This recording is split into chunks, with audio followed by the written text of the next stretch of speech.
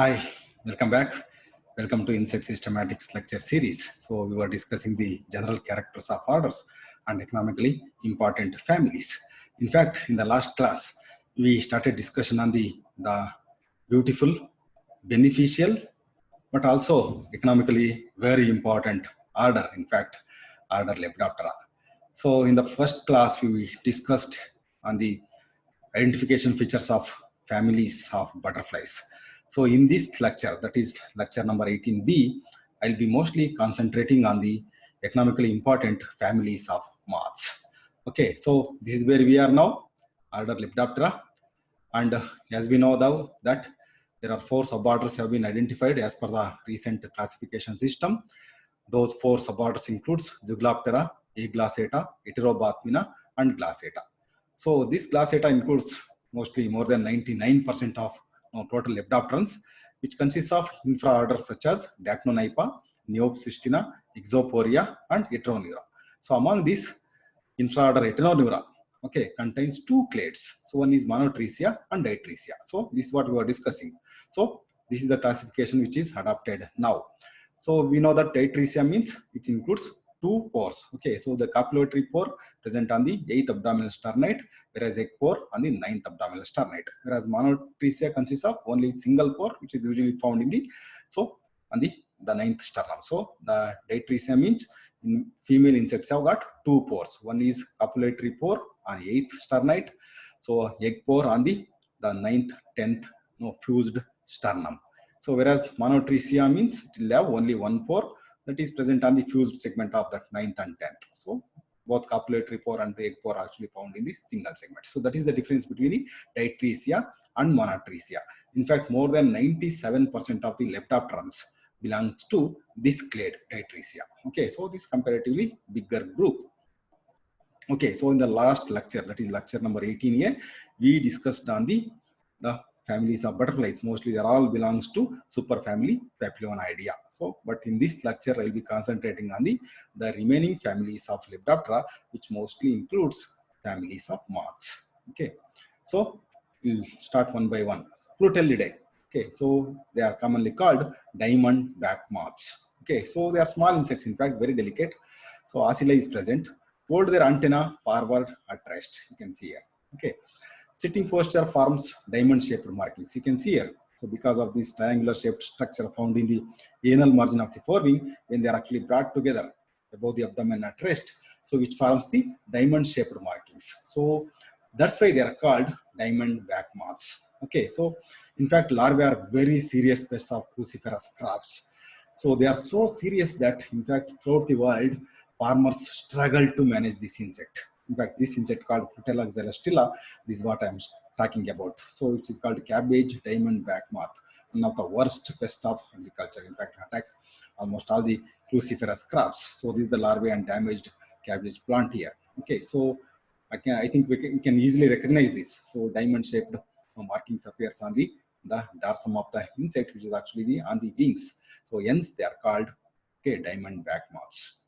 So we'll start with the next family, Xylorhynchidae. So they are commonly called hermit moths or black-headed caterpillar, especially which is very serious pest in South India. I was talking about this black-headed caterpillar in the previous lecture, that is in Hymenoptera lecture. Okay, so I was telling that many of the parasitoids have been well exploited in South India for the management of this insect especially. Okay, so that black-headed caterpillar belongs to this Xylorhynchidae.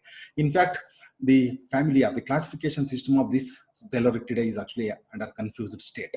Okay, so in fact, especially this insect called black-headed caterpillar was placed under the family called Cryptophagidae recently, and before that it was actually placed under Echophaeridae. Okay, like that. The classification is actually changing over time.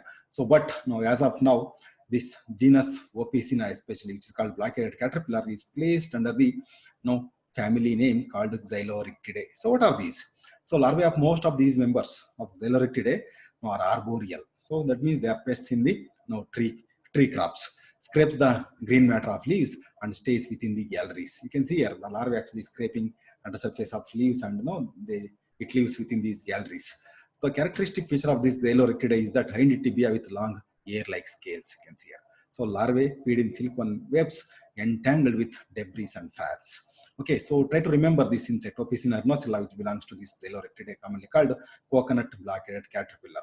Okay, so this is the damage of Opicina arnocella on coconut. You can see here the dried up symptoms pronounced in the only the lower fronds of the coconut tree. Okay, so only the lower fronds you are finding that dried up occurrence. Next family, Galachidae, they are commonly called galachids. Small to minute moths. So proboscis is scaled. You can see here. There will be hairs or scales on the proboscis. Forewings narrowly rounded or pointed at apex. You can see here. Okay, rounded or pointed at apex. So ending somewhat trapezoidal. You can see here. Whereas apex is prolonged. Okay, very clear. You can see here. Okay, very small moths in fact, but they are deadly pests in fact. Larvae vary in habits. They may act as leaf miners, gall makers, roll or tie the leaves. One species is a serious pest of even stored grains called hung mice, grain moth, Cytotroga cerealella. Okay, some of the species to mention here. Pectinopora gossypiella, pink bollworm of cotton, widely distributed, very serious pest which is called cotton bollworm, against which BT cotton was actually developed. Tomato pinworm, Tuta absoluta, potato tuber moth, Thorimia aperculella. So there are many other in fact.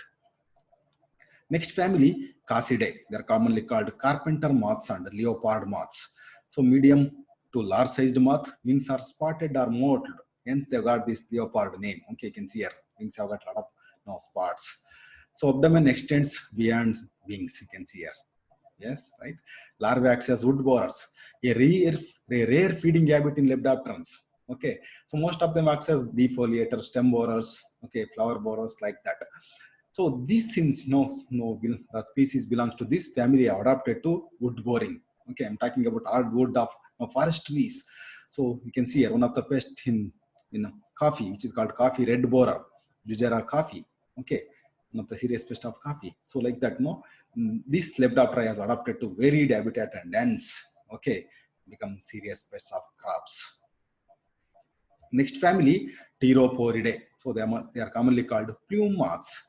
Okay, small, slender, long-legged moths you can see here. So usually gray or brownish. Okay, so why they are called plume moths? This is because of the front wings split into 2 to 4 lobes. Can you see here? Okay, and the hind wings 3-lobed.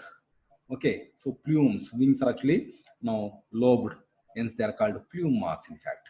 So when at rest, forewing and hind wings are close together and are held horizontally at right angles to the body. Okay, very characteristic picture of sitting posture. So larvae of plume moths are leaf rollers, pod borers, and stem borers, adapted to varied habitat. So one of the species to remember here is Xylastis atomosa, which is called red gram plume moth. So very serious pest of pulses. In fact, it acts as pod borer in this case. So next family, Pyralidae, they are called snout moths.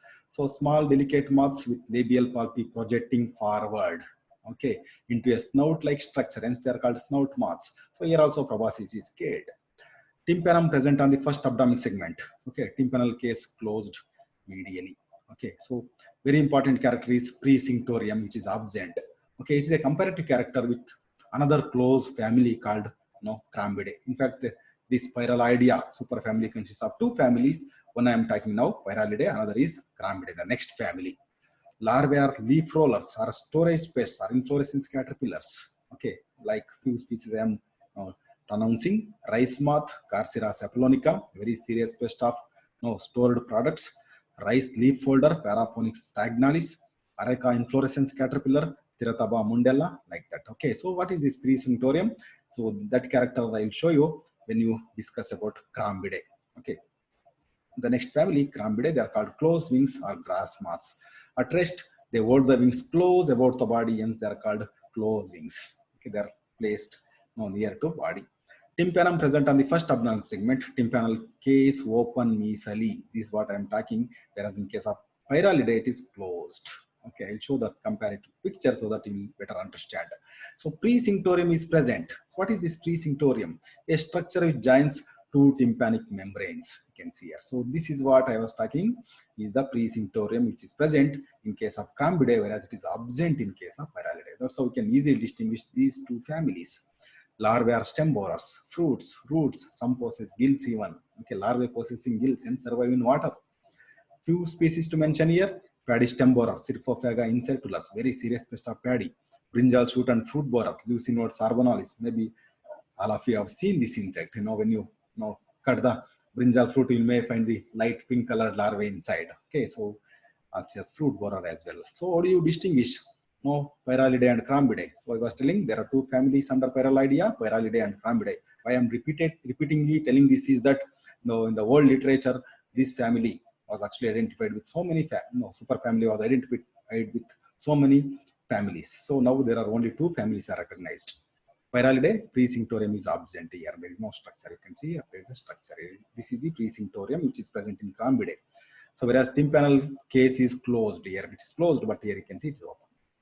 Okay, so you can distinguish Pyralidae and Crambidae with these two characters. The next family, Geometridae, they are called measuring worms, loopers, geometers. Probably all of you have seen this type of larvae, right? Yeah. So the delicate, slender-bodied wings are broad, marked with fine wavy lines. Okay, very thin, winged insects.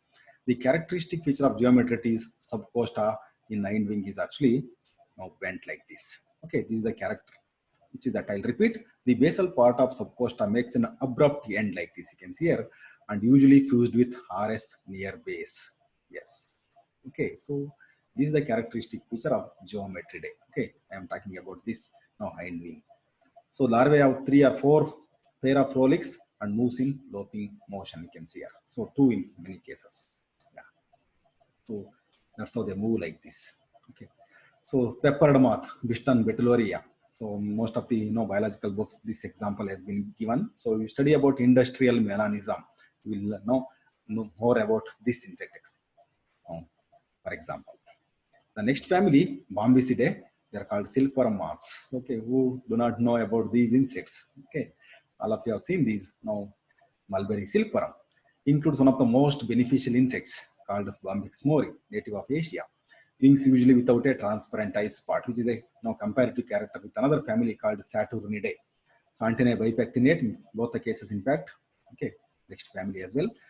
The distinguishing character includes SSC and RS in the end wing connected by a crosswine. So this is SSC plus R1 and this is RS, you can see here, and they are connected by a crosswine. Okay, connected by a crosswine. So larvae is stout, provided with a caudal arm, you can see here. And they spin a silken cocoon, which yields the commercial silk. Okay, so the textile industry, in fact, is benefited a lot. Okay, with this insect. So we will get the natural silk out of this larvae. Okay. Mulberry silkworm, Bombyx mori, the example. The next family, Saturnidae, they are called giant silkworm moths or Saturnids. So includes largest moths, heavy bodied and reduced mouth parts. So wings usually with a transparent eye spots, you can see here. Okay, transparent eye spots, especially in order to ward off the predators. Antennae bipectinate here also. So the distinguishing character between the Bombycidae is that SSC, RS in the end wing not connected by a crossway. This is what I'm telling.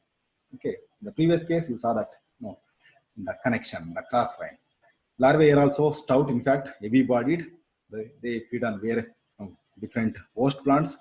Okay, like Eri, Ailanthus. Okay, few of the species to be mentioned here are Muga silkworm, Antheria assamensis, very common in Assam, reared for textile again. Semia cynthia, it's called Eri or Ailanthus silkworm. Okay, so few species to mention here. So some more Saturnids includes, you can see are very colorful and all of them possess the eye spots. So they may commonly, most of the Saturnids, the wing expands maybe 2.5 to 15 centimeter. Okay, this is especially moon moth called Actias selene, very common in South India. Okay, some tropical insects such as Atlas moth, okay, Asian Atlas moth, you can see here, the wingspan of up to 30 centimeter. Okay, biggest moth in fact. Yeah. So how do you distinguish Bombycidae and Saturnidae? So SSC and RS are connected by a crossvine. SSC and RS are not connected by a crossvine. Very easy to distinguish. Of course, we can identify them with the help of that eye spot as well. So next family, Spingidae, they are called sphinx moths or arc moths. Okay, you might have seen this type of insects already. Medium to large, heavy-bodied with wings relatively small compared to the body size. Antennae thickened, somewhat spindle-shaped. Okay, so that's why they are called spingids. Frenulum and proboscis is strongly developed. Wing no, overlapping mechanism is very well developed. In fact, coupling mechanism. Larvae smooth, provided with a caudal larva. You can see here. So again, protection against predators. So few species includes death-headed moth called Acarentia styx. Okay, and this is the one Daphnis neri, which is called oleander moth, very common on Nerium. Okay, and some of them are actually in a single larva enough to defoliate many plants during its growth and development. That's how they act as pests. So Noctuidae. Okay, so I was telling about the Lepidoptera acts as worst pests of agriculture. So among the Lepidoptera, in fact, so Noctuidae consists of number of species, and many of them are worst pests of agriculture throughout the world. Okay, so they are commonly called olet moths, cutworms, armyworms. So all noctuids have thoracic tympanum, which separate from other Lepidoptera. Okay, so most of the other Lepidoptera, wherever this tympanum is present, which is present on the first abdominal segment. So that is the difference between Noctuidae and other Lepidopterans. So usually robust-bodied with 4 wings cryptically colored. Okay, cryptically colored, and hind wings are light colored. Okay, so that's how you can distinguish. So, but the taxonomic features are M2 in the forewing arises close to M3 than M1. Yeah, this is what I am talking. M2 arising close to M3 than the M1. Got it?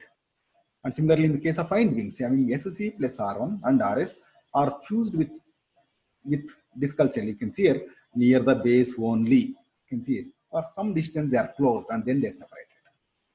Okay, this is a comparative character, and this can be compared with another close relative of this family called Arabidae, which includes airy caterpillars. I will show them. I will compare both of them.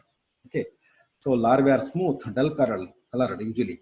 Defoliators are fruit borers. Okay, to name few, for example, Spodopterytra, which is called cutworm, distributed in many countries and causes serious losses, attacks more than 100 wars. Helicoverpa armigera, one of the worst pests, okay, in agriculture throughout the world, is gram caterpillar. So in fact, it also attacks cotton and acts as cotton bollworm. Okay, so few of them to mention here. Of course, remember this is the family. Yeah, as I know, is the species which is rich with economically important species. So Arabidae, they're called tiger moths, woolly bears, airy caterpillars, fruit-sucking moths. Okay, so small to medium sized again, usually light colored, often brightly spotted or banded. Okay, you can see here, very colorful moths. So reduced or vestigial M2 vine, or M2 does not connect to cubital vine. So one of the other character. So I was telling in the previous family as well, hind wing having SC plus R1 and RS fused for about half the length of the discal cell. You can see here. So if you measure the total length of this discal cell, so SC plus R1 are almost fused to the half the length of discal cell. Whereas in the previous case, they are fused to the at the base only, and then they get separated. Okay, so that's how we can differentiate these Noctuidae from Arabidae. Okay, so to mention few species, fruit-sucking moth, Pathrus fullonica, Sphaelarctia obliqua, VR airy caterpillar, Aloya albistrega, groundnut red airy caterpillar, Castor semilooper, Acantho delta janata. Okay, so like that, there are a number of species. Of course, the Vatharis genus name has been changed into Eudocima. Okay, so like the dot of changes being taken place, but I think wherever you find this type of airy caterpillar, Cumbellibula, we say they're all, most of them belongs to Arabidae family. So how do you differentiate Arctidae and Noctuidae? You can see here, in case of Arctidae, almost it extends to the half the length of the discal cell, but they are separated at the base only. Okay, so that's how we can distinguish Arctidae from Noctuidae. Okay, so I want to admit one thing is that whatever we studied, okay, in this order Lepidoptera are the tip of iceberg. So many families have been left out. So those who are interested, at least know when they come across these family names, they should know that they are belongs to order Lepidoptera. So I'll pronounce few of them. Lima coridae, they are called slug caterpillars. Okay, whenever you touch them, it's very irritating. It releases some defensive fluids through that setae, and which is highly irritating in fact. Epipyropidae, which consists of a parasitide on one of the worst pest of sugarcane called sugarcane pyrilla. Okay, we studied about sugarcane pyrilla called Lopopidae in Hemiptera. So bell moths, Tartricidae, okay, Lasiocampidae, they are called tent caterpillars. Ipterotidae, they are called giant leopard moths. Nolidae, they are called tuft moths. Like that, many families are there which I have left out, but I am just mentioning few of them. So, how do you collect and preserve the lepidopterans? So easy to collect, but difficult to mount, in fact. Okay, so Lepidoptera, in fact, one of the beautiful group of insects and ants. So when you preserve them, it should be that beauty should be represented. Okay, so especially the wings. Okay, forewings and hind wings, they are very colorful. If they are not properly spread, okay, it definitely do not present that beauty. Because of that, there is a necessity of proper stretching of those appendages. Okay, of course, we'll use the insect nuts for collection or many times, so they can be directly collected inside the glass jar consisting of the poison, okay, poison bottle. So many times you need to pinch the thorax when they are collected within the insect net. So carefully word the specimen, especially the underside of the specimen, and pinch the thorax so that muscles will not wing muscles will be damaged, so that wings will not flutter. As a result, the wings will not damage. So the very important procedure, in fact. So in fact, the collection and preservation of Lepidoptera is an art. Okay, so you will now learn by experience. So sometimes you need to transfer to paper triangle during your expedition trips. Okay, so and then bring to laboratory, or there itself you can transfer inside the poison bottle. Only thing you need to avoid the overcrowding. If you put so many specimens inside the glass jar, there is a chance of damage again. And many of the moths can be collected near the light trap. Okay, so that is another thing. So especially for pinning and spreading, you know that it has to be pinned in the mid of the thorax, especially in the right side of the midline. And this is how we need to spread the wings. So one important cue I am providing here is that you can see here the anal margin of the forewing, this side, should be perpendicular to the body axis. So that much it needs to be spread. That much the forewing it needs to be pulled. So with the help of this mounting board. Okay. So and then with the help of butter papers, you can properly fix those wings so till it is dried. Okay. So then you can present that spread species very clearly, so that it looks beautiful. Yeah. So this is the second biggest order in Insecta. So far throughout the world, 1,58,423 species have been described, and in India approximately about 15,000. Okay. So there are few questions concerning to Lepidoptera. What is the difference between Monotricia and Ditricia? How do you distinguish Pyralidae from Crambidae? How do you distinguish Noctuidae from Arabidae? So there are how many number of Rolex are found in Noctuidae and Geometridae? Okay, they are called, usually Noctuids are called semi-loopers, whereas Geometrids are called loopers, semi-loopers and loopers. Okay, try to answer these questions. Okay, so thank you very much. If there are any questions, you can post below, or you can email me as well. So thank you very much.